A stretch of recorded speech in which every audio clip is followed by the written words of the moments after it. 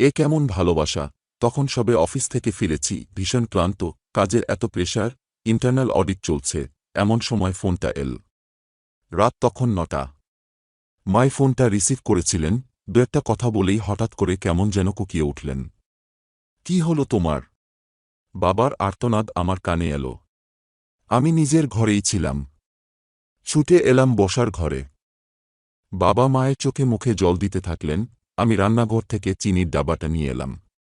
মায়ের ডায়াবেটিস আছে, ভেবেছিলাম সুগার ফল করেছে। কিন্তু এবার মা হাউ হাউ করে কাঁদতে থাকলেন। আমি কিছুটা নিশ্চিন্ত হলাম।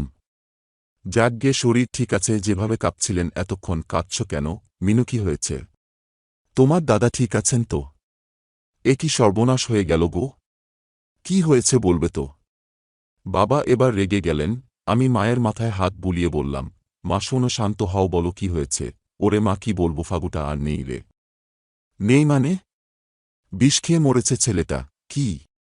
বাবা মাথায় হাত দিয়ে বসে পড়লেন। মাকে সান্ত্বনা দেওয়া দূরে থাক, আমি নিজেই হতভম্ব হয়ে নিজের ঘরে চলে এলাম। ভাবতেও পারছি না এমন একটা ব্যাপার কি করে হলো। অবশ্য এটা হবারই ছিল, কিন্তু ওর মতো একটা জলি ছেলে এভাবে শেষ হয়ে গেল। কদিন ধরেই ও আমায় ফোন করছিল, তুই কবে আসবি মিতুদি। ও আমাকে দিদি বলতো, যদিও আমার থেকে মাত্র ৬ মাসের ছোট। ৭ মাস হল বিয়ে হয়েছিল ফাল্গুনির। বিয়েতে আমি যাইনি। কাজের চাপ তো ছিলই, তাছাড়াও অন্য কারণও একটা ছিল। আমি চাইছিলাম না যে ও বিয়ে করুক, কিন্তু বাধা দেওয়ার সাধ্যও আমার ছিল না। ফাল্গুনি ও দেবেশ ছোটবেলা থেকেই প্রিয় বন্ধু। ফাল্গুনি আমার নিজের মামাত ভাই, কিন্তু দেবেশ দুঃসম্পর্কের। ওদের দুজনের বন্ধুত্ব ও ঘনিষ্ঠতা একটু বেশিই, চোখে লাগার মতোই। একসাথে শোয়া, বসা, খাওয়া। সেই সময় আমি গ্র্যাজুয়েশন করছি, সম্পর্কের টানাপোড়েনগুলো বুঝতে শিখছি। তখনই ওদের সম্পর্কটা আমার একটু অন্যরকম লেগেছিল। ঠিক যেন স্বাভাবিক নয়। দুটি ছেলের মধ্যে যেমন বন্ধুত্ব হয়, তেমনটা নয়। একবার আমরা সিনেমা দেখে রাতের বেলা চাঁদের আলোয় হেঁটে হেঁটে বাড়ি ফিরছিলাম সকলে।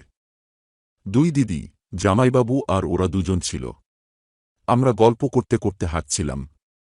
হঠাৎ দেখলাম ওরা আমাদের থেকে আলাদা হয়ে গেল। একটু অন্ধকার দেখে সরে গেল।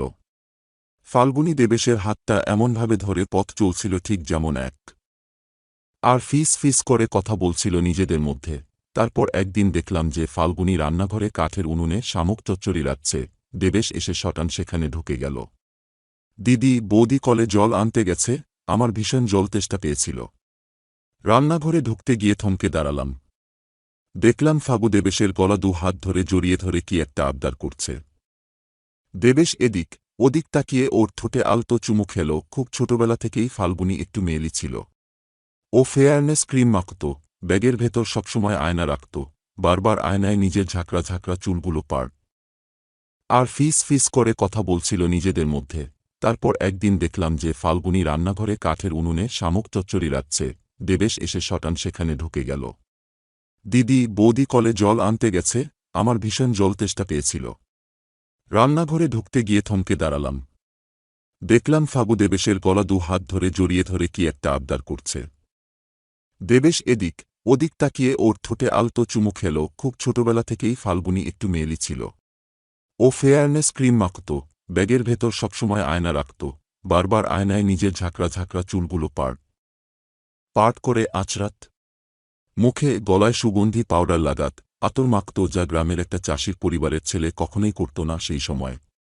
কতবার দেখেছি ওকে যে মামিমার শাড়ি পরে অভিনয় করতে। মানে আমরা যখন স্কুলের ছুটিতে মামার বাড়ি যেতাম, তখন ওই সব থেকে বড় এন্টারটেনার ছিল। সেই সময় ছেলেরা মেয়ে সেজে যাত্রায় অভিনয় করত। আমিও ভেবেছিলাম যে ও নকল করে আমাদের দেখাচ্ছে। আর কসমেটিক্সের কথা জিজ্ঞেস করলে বলতো, ওসব তো আমি মিতুদির জন্য কিনে রেখেছি।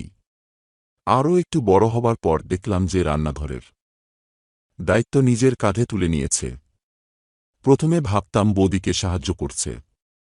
মামিমা রুগ্ন, কিছুই তো পারেন না।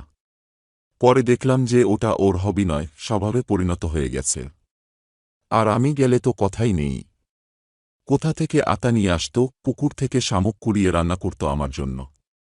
কিন্তু দেবেশের জন্য আলাদা করে তুলে রাখতে ভুলত না। উঠানে শাক সবজি বুনেছিল, অন্যের ছাগল বা মুরগি ওর চারার ক্ষতি করলে গাল পারত একেবারে ঠাকুমার মতো, তোদের মরণ নাই, উলাউঠা হয়ে মরবি রে, ইত্যাদি ইত্যাদি।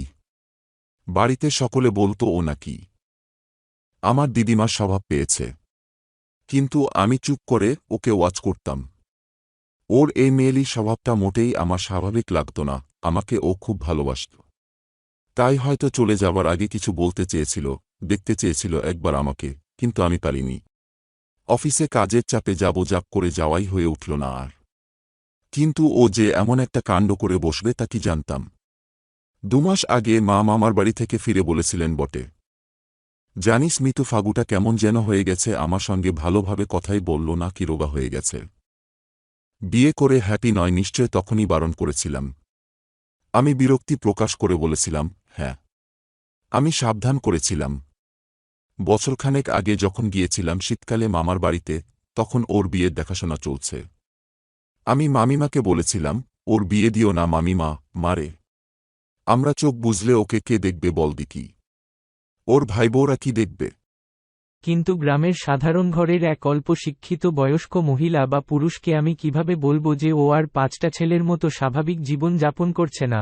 ওদের 2 বন্ধুর মধ্যে সম্পর্কটা অনেকটা স্বামী স্ত্রীর মতো। বললেও কে বুঝবে আমার কথা? আর বুঝলেও কে মানবে? আমি ওদের এক বিছানায় এক চাদরের নিচে জোড়াজড়ি করে শুতে দেখেছি। ওদের একসাথে স্নান করতে দেখেছি পুকুরে। একে অন্যকে সাবান, তেল মাখিয়ে দিচ্ছে। একে অন্যের জন্যে পছন্দ করে জামা কাপড় কিনেছে কতবার। পুজোতে একে অন্যের বাড়ির সদস্যদের উপহার দিয়েছে। ফাল্গুনী নববধূর মতো লাজুক লাজুক স্বরে কথা বলতো দেবেশের সঙ্গে। আমি সামনে এলে ওরা চুপ করে যেত। কি জানি, হয়তো ওদের মধ্যে শারীরিক সম্বন্ধ ছিল। রাতে একসাথেই তো শুতোরা, তাও আবার গোয়াল ঘরে। কেন, কে জানে? আমি অনেক বছর আগে থেকেই ওদের এই সম্পর্কটার গভীরতা আঁচ করতে পেরেছিলাম। জামাইবাবুদের সঙ্গে এই বিষয়ে কথা হয়েছিল আমার। ওরা তো ইয়ার্কি ঠাট্টা করত, কিন্তু বড় মিষ্টি ছিল ওদের এই সম্পর্কটা। যখনই ওদের একসাথে দেখতাম, মনে হতো একজোড়া সাদা পায়রা পাশাপাশি বসে বকবকম করে চলেছে। দুজন দুজনকে খুবই ভালোবেসেছিল ওরা। সেটা কি দোষের? ওরা তো কারোর ক্ষতি করছিল না। সারা গ্রামের নয়নের মণি ছিল ওরা, বিশেষ করে আমার ভাই। সে প্রতিবছর ঠাকুর গড়ত, লক্ষ্মী, মনসা, গণেশ আরও কত কি। আত্মীয় বন্ধুদের বাড়িতে বিয়ে, শ্রাদ্ধ তো বটেই, শীতকালে পিঠে বানানোর জন্যেও সবার আগে ফাল্গুনীর ডাক পড়ত। ঢেকিতে পাহাড় দিয়ে কি সুন্দর করে চাল কুটত ও।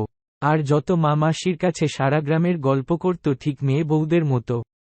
অনেকে ওর রকম সকম দেখে মুখ টিপে হাসত, তবে সামনে কিছু বলত না। নিজে যেমন খেতে ভালোবাসত, তেমনি সকলকে খাওয়াতে ভালোবাসত। কিন্তু খেত অনেক রাতে, দেবেশ কাজ থেকে ফিরে এলে, ঠিক যেমনটি করে মধ্যবি।